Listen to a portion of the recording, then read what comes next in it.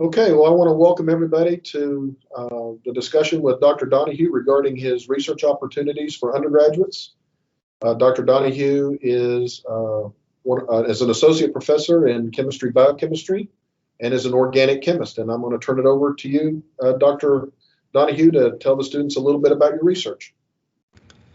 Okay, thanks, Dr. Masterson, for the opportunity to talk about my research program, which is primarily in organic chemistry. And we have three main thrusts, as shown in blue here: synthesis, catalysis, and molecular recognition. So in the area of synthesis, what I mean by that is the total synthesis of natural products that are isolated from plants and that may show biological activity. So this particular molecule, megelanine, is a lycopodium alkaloid that has a pretty complex tetracyclic architecture.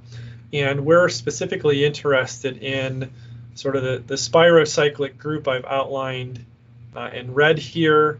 And then this little ball signifies the spirocyclic carbon that has 1, 2, 3, 4 different carbon groups bonded to it. So it's a quaternary carbon. And those are exceptionally hard to synthesize in the lab. And we're interested in developing methods that can sort of access that part of the molecule and then create these other rings attached to it. Another area that I'm interested in is organocatalysis, as shown here in purple. And specifically, one of the reactions, what we sort of call a metathesis, where we have two starting materials, each with alkenes, so a carbon-carbon pi bond. We would call this an electron-rich alkene, and then this one electron-poor due to the nitro group. And then we want to treat it with a reagent that can basically supply both an electrophile and nucleophile.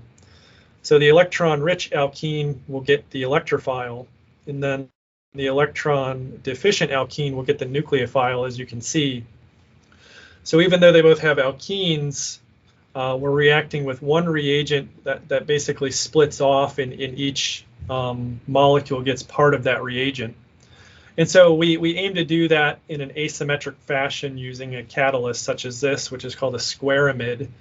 And so basically it has two amide groups that serve to hydrogen bond to either of these substrates, and then we have a chiral portion that controls which face of the pi bond is attacked. So in green here in medicinal chemistry, we have an existing collaboration with both Dr. Jacques Kessel in biochem and Dr. Julie Pigza in chemistry on the synthesis of these allosteric HIV and integrase inhibitors. So in our labs, we synthesize these quinoline-based molecules and hand them over to the Kessel lab for testing.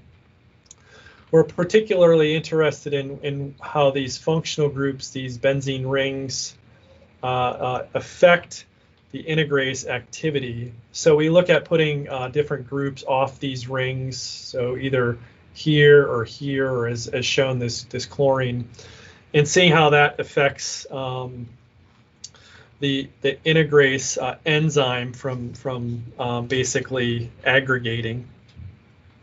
So down below here is another sort of subset that sort of spans all three of these, synthesis, catalysis, and medicinal chemistry, in which we take this this sort of amine structure here. It's called a homoallylic amine. There's the chiral center, and here's the allylic portion, and which we sort of elaborate to natural products such as lasubine. So it's another natural product where you can see this backbone isolated here.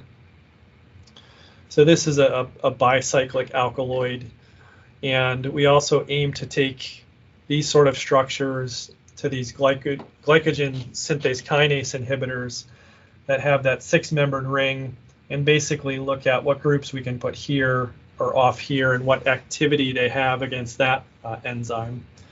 So in my group, students learn how to use the NMR. We submit samples for high resolution mass spec. We try to get X-ray structures, elemental analysis, high-performance liquid chromatography, gas chromatography, infrared polarimetry, and thin layer chromatography. So those are instrumental methods, but overall, in terms of skill development, we look to develop chemical intuition, figuring things out, project management, how do you start from an idea and make it a reality, and then professional development in terms of communicating the science in both written and oral form, and developing really a skill set that will eventually get you either into graduate school, professional school, or professional employment. So those are the three main areas we work in, and I guess I'll answer any questions. Okay, fantastic. Yeah, so these are probably some questions that I suspect you might have gotten if we were in a normal semester where you could have actually come and talked to the class. So we're having to do this kind of virtually. So I'll be kind of the proxy, if you will, for the student questions. Sure. So at what point would you typically consider having a student come into your lab as an undergraduate and work? Is there a point along their career that you prefer them to, or a particular course that you prefer that they have completed before they come and work with you? I would say most definitely the general chemistry sequence. Having completed that is usually helpful, just because then they know sort of the basics of calculating stoichiometry and figuring out equivalents for reactions. And being enrolled in Organic Chemistry 1, so CHE 255, is usually a good point. I think students that are really passionate, even though they haven't gone through the entire organic chemistry sequence, they'll pick up things in lab, I think usually at a faster rate, even though they haven't been through the formal lab or lecture lab course. All right. So if a student were to come and talk with you about doing a research project, what's the process that you have for a student to actually come to a decision on which of the three projects they would be focused on, and how do they go about doing that? Are they paired with a graduate student, or do they have kind of their own piece of the project? Could you elaborate a little bit on some of that?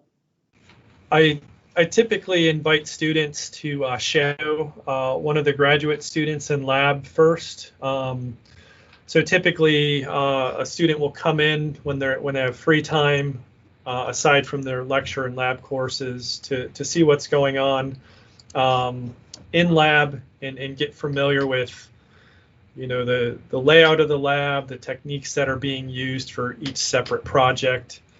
That gives them an idea sort of as the workflow of how things progress from the note to the experiment to the instrumentation. So I try to expose them to different projects so they can see what's involved. And if they are the following, when they can. Okay. So do you, I could imagine that a number of students would find the medicinal chemistry and the total synthesis, I mean, all of them really, appealing to their general interests. So do you have slots right now in the lab to take undergraduate researchers, or is this something that you're thinking about for the next fall? When would be a good time to start getting involved? So right now I currently have about 6 undergrads in my lab. 2 of them will be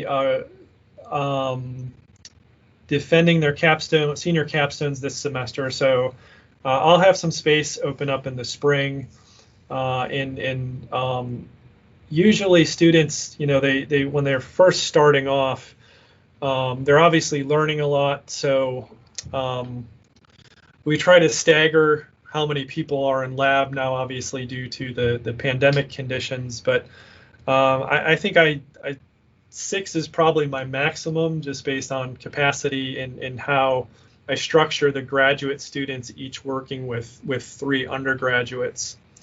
But yeah, I think, you know, students that are interested, they can shadow and see if it's really something they want to do, and then, you know, the following semester they can enroll for actual credit and you know, get the credit on their transcript for it. Okay. So when you talk about shadowing, kind of what's the time commitment for a student? So let's say one of our Chemistry 108 students, wanted to shadow a little bit this semester, even though we're already halfway through the semester. Is there time enough for them to get a proper shadowing experience, or is that something that you want them to put off till the spring? Yeah, I think a 108 student could definitely come in this semester. Usually I ask them to show up a couple times a week for like a good solid hour, just so they can see, sort of the progression of things. And usually within an hour, you can get an idea of how things get going, how a notebook is set up, how a reaction is then set up, how we use the instrumentation. I think a couple times a week is obviously good as well, because then you can sort of see sort of the repetitiveness of the workflow and the sort of determination that goes into doing the research and how like present you have to be. So really any time during their semester is appropriate, in my opinion, to shadow, because you're getting exposed to things that are actually done. All right. Well, that sounds good. Well, Dr. Donahue, I want to thank you for taking time to talk with our undergraduate students in Chemistry 108. And at the end of this presentation, I'll put up a slide for the students to see how to contact you by email. And I'm assuming that you would just suggest that they reach out to you by email and request a shadowing experience now if they're interested? Yeah, email is definitely best. I try to respond, within that day, and I'll look at my graduate student schedules, and we can try to work out some common times where students can come in and shadow. Fantastic. Well, again, thank you very much. Okay, thank you.